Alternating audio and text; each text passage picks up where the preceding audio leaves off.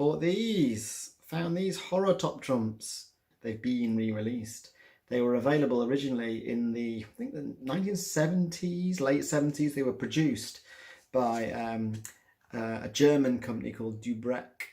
And I remember having some when I was at school, playing with them in the playground. And it's pretty much identical to the original pack of yesteryear.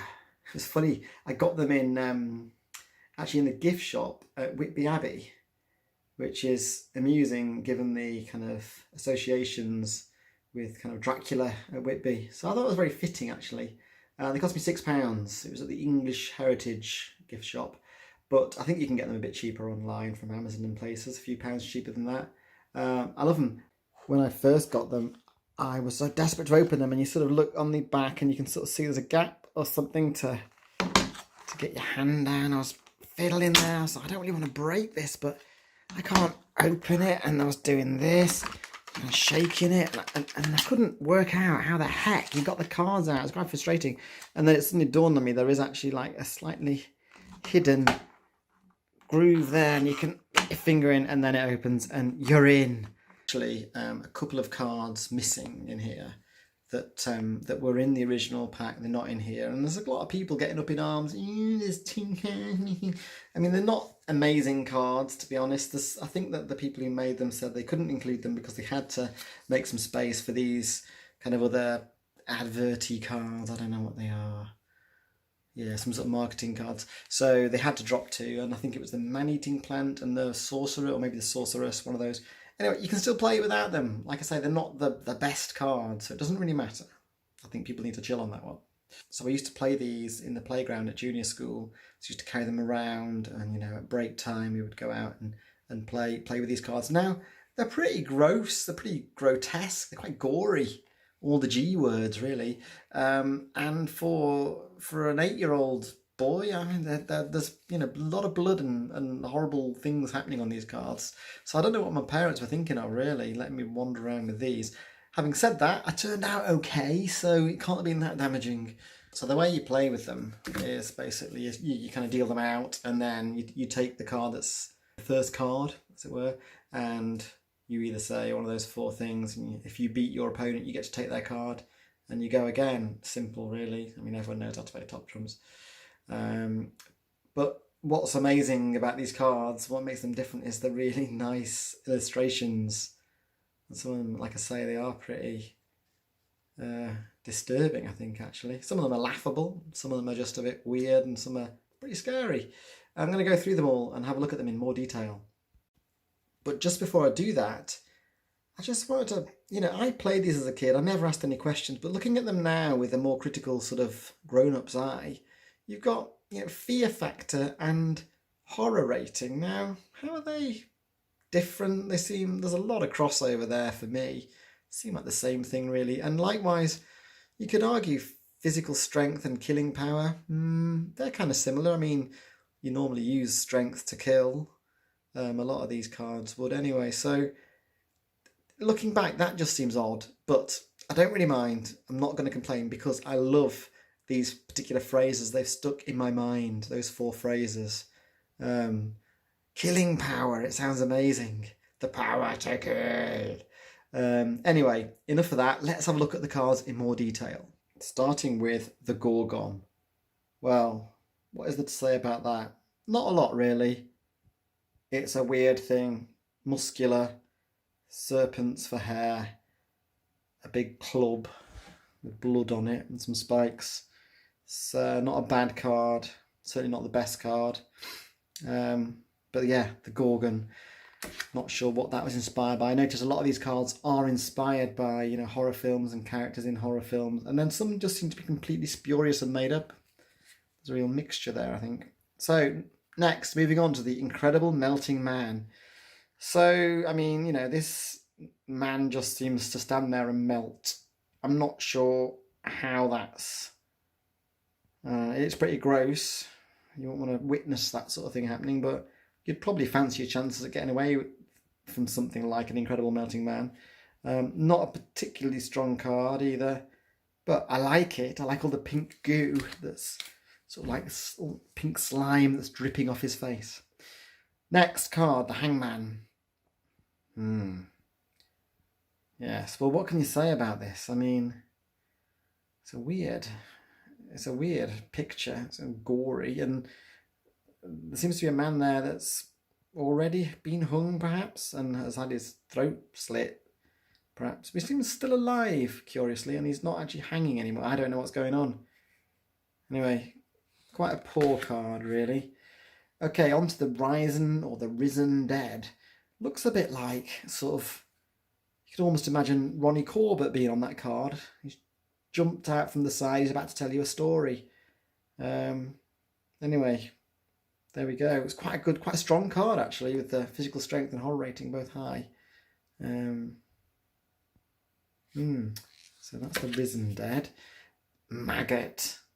I don't like this card. Look at that big face, and it's sort of, I don't know, just sort of clawing away at some poor man's head, and there's blood coming out, and it looks massive, this thing. It doesn't look very maggot-like, to be honest. It's got a hand for starters, and it's got a face, but I don't like that card. It's creepy. It's disturbed me. Right, let's move on to the Freak. The Freak whose hands seem to be just sort of hovering in the air with no real arm attachment going on. He's also got sort of like his face is made up of tectonic plates, perhaps. I don't know what you can say about the Freak. It's freaky. Quite a strong card as well, actually. Right, we're moving on to Werewolf, who seems to be in, I don't know what clothes, like a butler's clothes or something like that. I'm not sure. It looks a little bit like, it reminds me of sort of like one of these cheesy 80s films with Michael J. Fox in or something. Maybe it's just sort of the moon's come up and he's sprouted hair. And he's been almost like caught out because he was just doing his job really in that uniform prior to that happening. Anyway, let's move on. The two-headed monster. This is like sort of King Kong but with two heads. And this is not pretty really. It's grabbed someone's hand. It's got blood all over its mouth. It's got some nasty teeth in both mouths. And yeah, stuff of nightmares really. Let's move on. The Circus of Death next. So here's a weird, this is kind of like before, you know, this huge fascination with like creepy clowns and It and things like that. Well, certainly the It remake anyway. So there's a clown here with a lot of blood. I mean, yeah, seems to be blood on most cards, to be fair. It's got a nice red nose there going on. So at least it's supporting the local charities.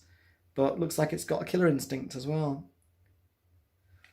Right, the Mad Magician. Ha ha ha ha ha. Don't know about this.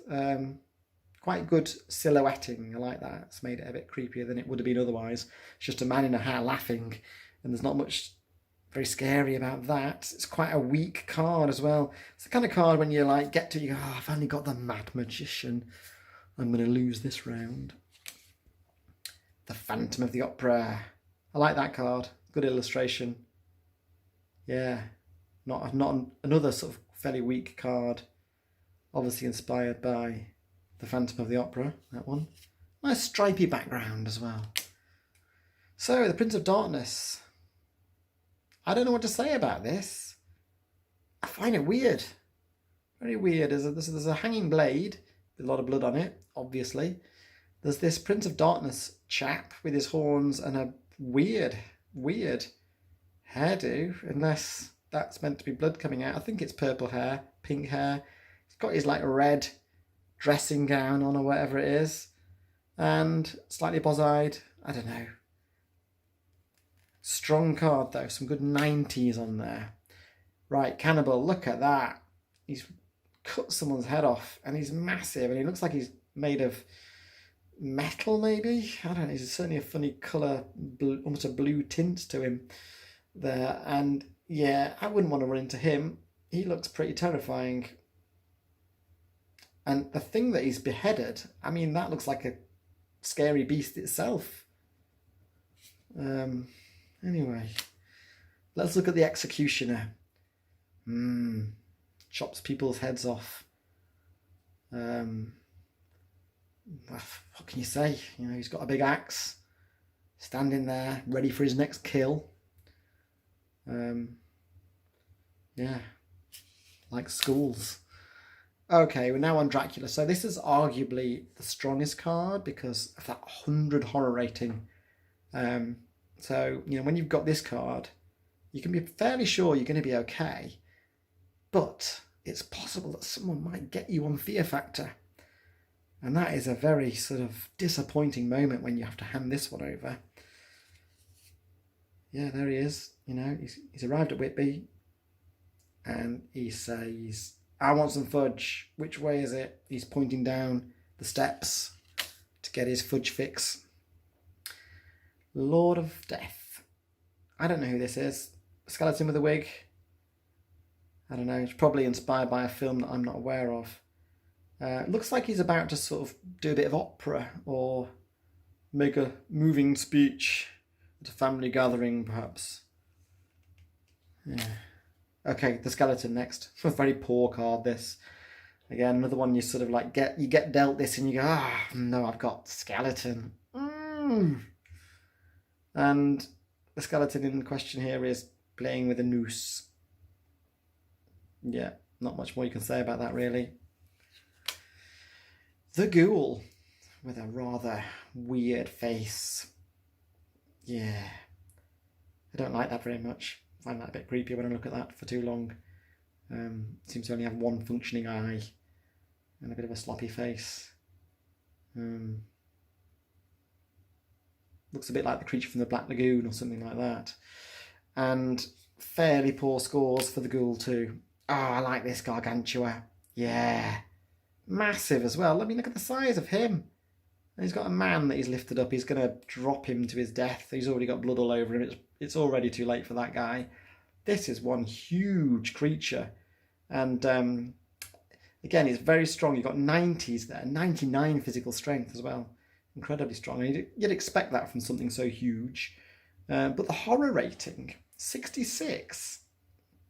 So that's its Achilles heel, so to speak. I mean, I would want to boost that a little. Horror rate, that looks more than a 66 horror rating. It looks terrifying to me. Right, the Mad Axe Man. And yeah, he does look like pretty mad. I don't like this because he's sort of hacking away at somebody who's like got their hand up to try and shield themselves, but there's just blood splattering everywhere. And this Mad Axeman, he's loving it. He's just getting stuck in with that axe. Oh dear, give me a nightmare, that one. Headhunter. Look at the size of the Headhunter. He's massive. You know, his head is at least twice the size of the head that he's removed from someone. And yeah, he's big, all right. I wouldn't want my head hunted by him. Ape Man. Ooh, yeah. Now he's been wounded. He's got blood on his arm. So someone's, possibly fought back against this one. Maybe even got away. And the Ape Man's looking a bit distant. In fact, yeah, look, horror rating 69. Yeah, he's not the strongest card in the pack. And he's looking a bit, it actually looks a bit like Chewbacca, come to think of it. Sort of if Chewbacca was to go a bit sort of rabid, perhaps. Fu Manchu, I think this was inspired by a film. I like that. I like his grin is like, I'm going to kill you. And there's that nice skull in the foreground of presumably one of his previous victims. He's got that 90 horror rating as well. It's his secret weapon. Yes. King Kong. Wow. He's good. He's big. Even bigger than Gargantua. Physical strength 100. I think that's the strongest in the pack. And once again, he's got a little human there. Human's got a raised fist, but that is a futile attempt to fight back against a beast that size. And of course, there's blood all over his jacket, so he's a goner, really, let's face it. But again, King Kong has an Achilles heel. That horror rating of 70. You can steal that card if if you have the right card to do battle with. Now, Madman looks like he's hit himself in the back of the head with an axe. And he's got, yeah, it's a weird photo, really. Looks like it should be just called the Buffoon, maybe, not the Madman.